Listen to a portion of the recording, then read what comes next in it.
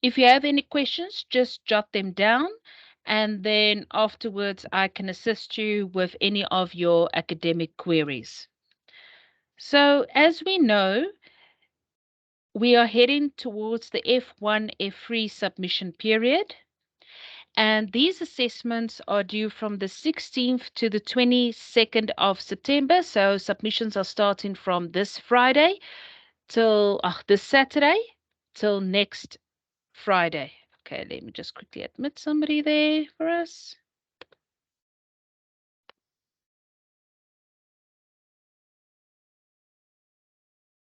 Okay. Right, so as I was saying, this session is on the Formative 1, Formative 3 submissions, which are taking place now from the 16th to the 22nd of September on Cole campus. The submissions will close next week, Friday, on the 22nd of September. So you need to be sure that you submit your assessments before then, as any submissions that are submitted after the 22nd of September will not be marked. Okay, let's just give a few minutes for everybody's.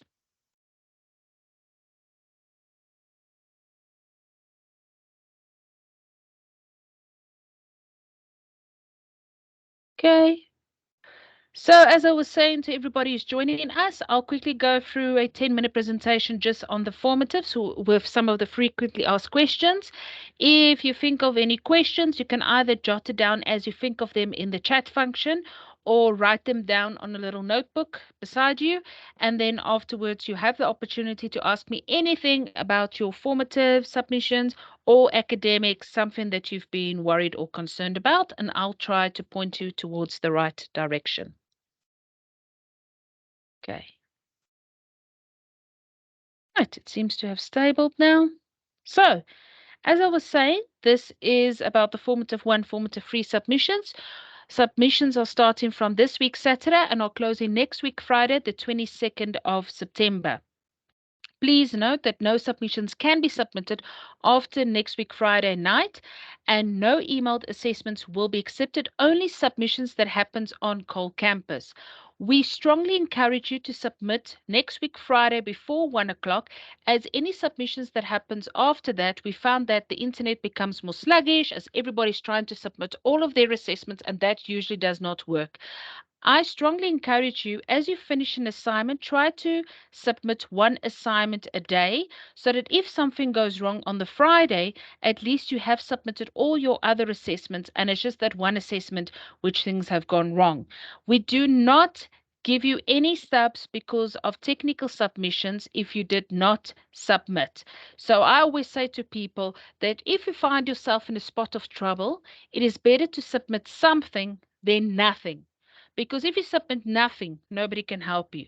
But if you submit something, we are able to help you and we are able to give you a sub. So just a reminder that if you do not submit by next week, Friday night, even if there was load shedding, even if there was an internet problem, remember, those are not valid excuses because you can make use of the campus facilities, which are open the whole time and has electricity the whole time and has a generator that you can make use of to submit your assessments. I strongly encourage you to submit assessments every single day and to not submit all of your assignments on the last day.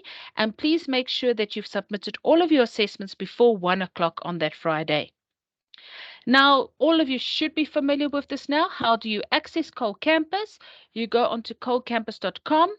Your login is 8 underscore your student number, and then your password is your ID number or passport number that you registered with. Next to it, you see how do you log into Microsoft. Now, this becomes important when you want to see your final results. It's called the student portal. So when you want to see your overall results, I usually encourage people to go onto the student portal, as Cole Campus is just a good place to check your individual assessment results. not your overall results. So when you check your results on CoCampus, you only look at your individual assessment results and your rubric. But when you want to see your overall mark for a subject and whether you've passed or failed, you check that out on your student portal, and that you access through your Microsoft account. So then it is your login.microsoftonline.com. Your login is student number at myboston.co.za. And then your password is uppercase B, your ID or your passport number, and then an exclamation mark. But these are all things that we have discussed before. Then by now, you should have gotten your briefs for your formative 1 or formative 3, which are starting this week. But just as a reminder, when you go onto CoCampus, sorry about that. When you go onto CoCampus, you click on your subject that you're looking for on the dashboard. And this is what it will look like. So you click on your subject and you'll see home, announcements, etc. Then you will click under modules, and under modules, you will see your briefs. This is the brief. So this is like, what must I do in this assignment? So if you're looking for your briefs, you go onto your individual subject on CoCampus, you click modules, and then you go to briefs. Then you will click on that brief for formative 1, and then the brief will download and you can have a look at it. But by now, you should already have your brief as you were briefed about 4 weeks ago, 4 to 5 weeks ago, depending on the subject. Right. Then, if you are writing a quiz next week, so if there's anything that's a test or a quiz, where do you go? So I'm thinking here about financial management. You go and you click on quizzes and you click on the correct quiz. Very important. You will see the details of the quiz come out. When is it due? How many points is it? How many questions? What is the time limit if there is one? Then you press this blue button that says take the quiz. But as soon as you press the blue button for take the quiz, the timer starts. So you can't just press the blue button, take the quiz, and go and have a look at quickly at the questions and then think you can stop it and retake the quiz later. It does not work that way. And it isn't a technical problem if you're going to email us and say the time has run out. That means you've pressed the blue button. So you have agreed that you are sitting down writing the test. It's equivalent to you walking into an exam room, taking the exam paper, sitting down, writing with your pen, then seeing you don't like the questions and walk out, and then come later. Oh, so actually I didn't mean it. No, it doesn't count that way. You are starting the test if you press that blue button, take the quiz. As you answer your test questions, you don't need to save it. It saves automatically as you go to the next question. Be careful. Do not press submit quiz before you are finished. If you press the button submit quiz, it's equivalent to you submitting your exam paper back to the invigilator. It has been taken in. You can't go back. So if you submit your quiz before you finished all your questions, you can't say, oopsie, I made a mistake. I meant to press save. You don't need to press save. The computer saves automatically. Please do not press that submit button until you're finished with your quiz. If you are submitting an assignment, you go to your subject on CoCampus and you press the button that says assignments. Then you will click on the assessment that you are submitting, the one that says it's due now to 22 September. When you press that button, you will see it says all the details of your subject, formative assessment 1 or 3, when is it due, points, and etc. Then you press that other blue button that says submit assignment. Then if you, let me just quickly mute here, somebody is not muted. Okay. Right. When you then press the blue button that says submit assignment, it will say to you choose a file. This file you can choose from your laptop or from your computer or from your USB where you've saved. You can then upload the file. Then you can choose to add another file. But, as has been seen before, it is better to submit one complete file then to submit 5 separate files because it doesn't always read it. So when you are submitting an assessment that comprises of different sections, I usually say to the students, try to save it into one file and only upload that one file. Do not submit multiple files unless you really don't have a choice and rather than come and ask us for assistance. Also, very important, if you've then uploaded your file and you're happy with it and you press submit assignment, then you decide, no, I want to resubmit my assignment, and you press that blue button at the beginning again.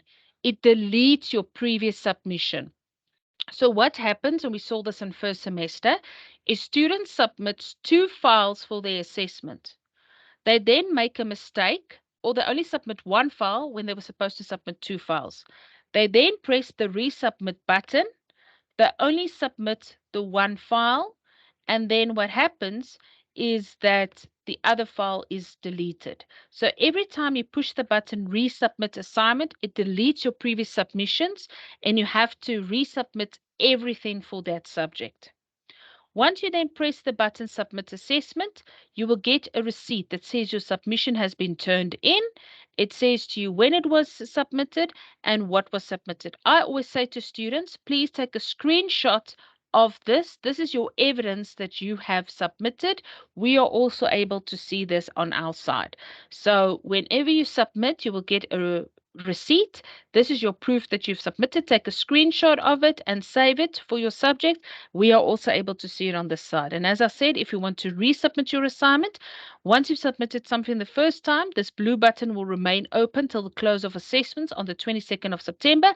But every time you resubmit your assignment, you have to resubmit your complete assignment because it deletes your previous submissions. We are making use of the artificial intelligence platform called CopyLeaks, as you know.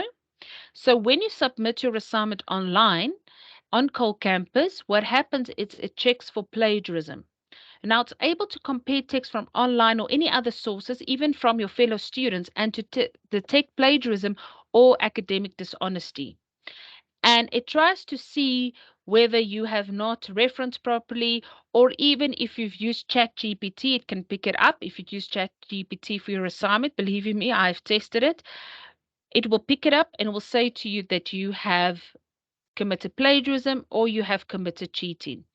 And the grading of your assessment is based on the CopyLeaks report that is then produced by the software. The CopyLeaks report will tell you exactly where did this information come from, or it will say IE writing detected, and it will mark it all in red, which means that those words did not come from you. Those words came from an IE software such as ChatGPT or WordTurner or Unriddle, etc. Now, assignments may include forms, contracts, or any templates that we gave you that you must make use of. And that does not count towards your plagiarism. Therefore, the plagiarism score is 30%. Anything above 30% is considered plagiarism. If you get 28% on your CopyLeaks similarity report, you're still okay. But anything above 30% is a problem. Oh, sorry about that. Okay. So what does a CopyLeaks report look like? Well, here I've downloaded one for you so that you can have a look at it. If you look here at this report, you will see that this student has got a 74.3 similarity index. 62% of the words are exactly the same. 0.6% is minor changes, so that could be they change the tenses or they use synonyms, or 11.4% is where they paraphrased. And here you can see it tells you from which websites it is. So I usually say to students at the beginning of the submission week, so now the 16th of September, already submit your assignments on the Cole Campus portals to check your similarity index. If your similarity index is then above 30%, you know you need to go and do some work on your assessment. So then you get your similarity report from CopyLeaks for that subject. You get your report back, you see where the problem is, and you go and you rewrite that sections or rework it so that you don't get into trouble. Now, remember I said you need to work towards a similarity rating of 30% or less. If it's 30% and above, if your first year student is minus 20%, if your second year student minus 50%, and third year or fourth year student, you get 0% for your assessment. Now, Please don't think that you can submit all your assignments on Friday, get a similarity report quick, and then quickly fix your assignment. It takes time to generate the similarity index reports. It can take up to 24 hours after you've resubmitted for your similarity report to appear. So that's why I say to you, start to finish your assignments now. Start to submit from Saturday so that you can get your similarity report so that you can start to fix it, because you're going to have a delay in your similarity reports. And time management is critical. So uploading and checking of your similarity reports should not be left till the last minute. Now, what happens if you qualify for a supplementary? To qualify for a supplementary, you have to meet one of these three criteria. Number one, you have to have participated in the original assessment. That is why I say, please submit something. Something is better than nothing. If you submit nothing, I'm not going to give you a sub. So please submit something. Then at least you are guaranteed a sub. Secondly, if you are sick and you have a legitimate doctor's letter that books you off for the whole assessment week and we can verify it, then you are granted a supplementary at no cost. But remember, this is then your only opportunity to submit this assessment, and you do not get another supplementary on a supplementary. You then only have one chance to pass this assessment, and you have to submit your doctor's letter or a funeral note within 48 hours of missing the assessment. So because the deadline is the 22nd of September, it's a public holiday, you have to submit your sick note or funeral note to myself by the 25th of September. Or thirdly, you have been granted a sub by the academic manager or myself in writing in response to an academic appeal that you sent. So there's only three ways you can get a sub. You submitted the original assessment, or you submitted a valid doctor's note or death in the family note, death certificate, and it was submitted by the 25th of September. Or number three, you got an approved sub in writing on response to an academic appeal. Now, how do you apply for supplementary if you were sick, or how do you apply for an academic appeal? You email me, karik@boston.co.za, and in your subject line, you must clearly state your student number, your name, your surname, what is the subject or the subject code, and the campus that you are applying for a sub. So there you see an example, 1501200, Smith Cole, Radio 2, Formative 1, Santon. You have to attach the supporting documentation, in other words, the valid sick note or death certificate, and it has to be submitted by the 25th of September if you've missed the assessment and you have a valid reason. If it's submitted after that, it will not be considered as valid. Now, once you qualify for a supplementary, you need to unfortunately also pay for supplementary. So to qualify, if you've qualified for a supplementary, you have to pay $250 to participate in a formative sub assessment. As I said earlier, you only get one chance to write a sub. There isn't another sub on a sub, and it has to be completed within the sub week. Now, these subs for the formative 1 and formative 3 assessments of next week will happen in October 2023 after the release of the formative 1, formative 3 results. And it's just before your summatives, so try to avoid the supplementaries at all cost. And then, are there any questions? Are there any questions? You can type the question.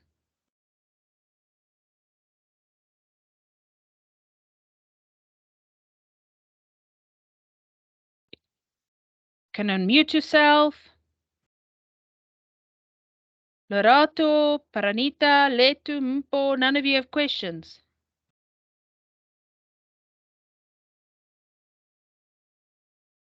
Yes, Pranita. You can unmute yourself or you can type the question. Yeah? Ma'am, I just wanted to know for referencing, how does it work in terms of like how can I say this? Like plagiarism and stuff. Because sometimes if we don't reference properly, we might be told that we plagiarized and Yes. Yes. So when you need help with referencing, please go. Which campus are you at, Pranita? the Santon one. The Go Santon to the camp. librarian, Tabang. Tabang Setole, because referencing was something you were taught in academic literacy, okay?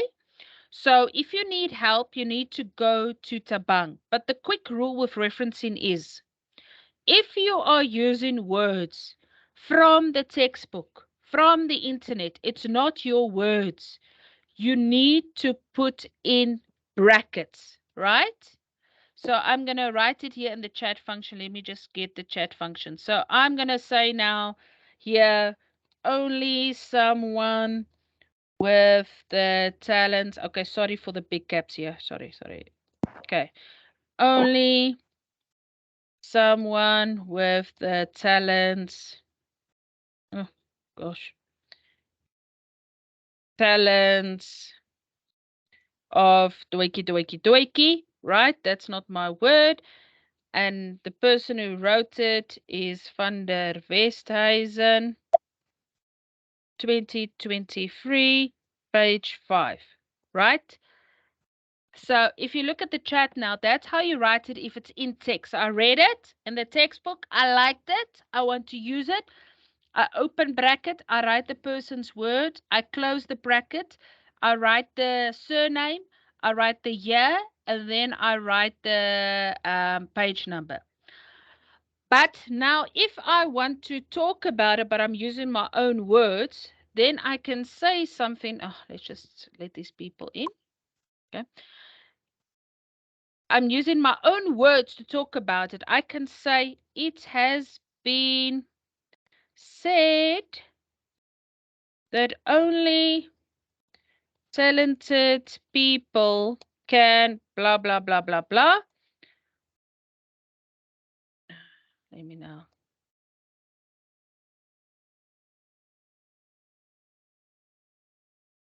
Okay.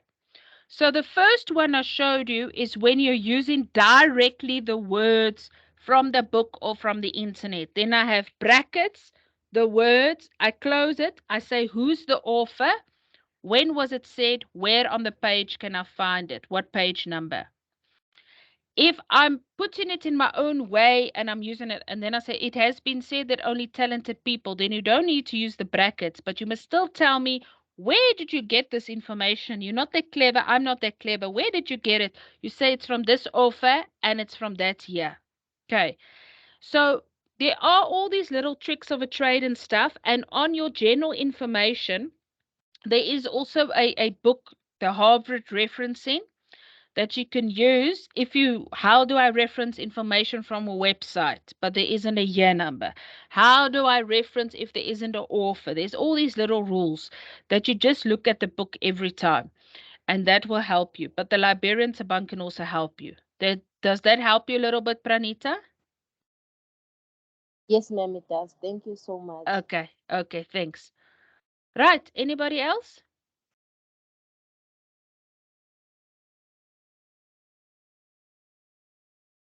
Okay, guys, if that is it, then remember, if you have any other questions, you're more than welcome to email us or to come and see us in administration or to come and see your lecturers or the librarians. The librarians are ready to help you and to assist you.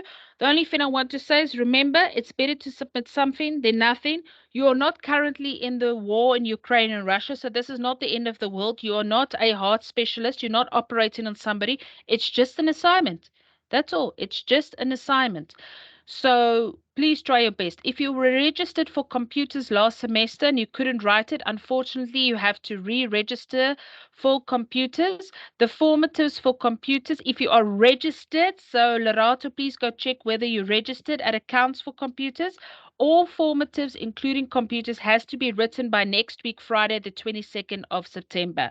If you have not written your trial exam for computers by next week, Friday, you need to repeat your computer module at cost next year because your summative for computers will not open. So, Lerato, please go and check with accounts whether you have re-registered for computers, that you are able to rewrite your trial by Friday next week, and then to complete your summative so that you can pass computers. Okay. Thank you. Okay. Right. Okay, guys. Wishing you luck. It's not the end of the world. Have fun with your assignments. I know it sounds ridiculous, but do have fun. Try to learn something and remember we are here to help you and believe in yourself. You can succeed. Okay. Keep well. Bye bye.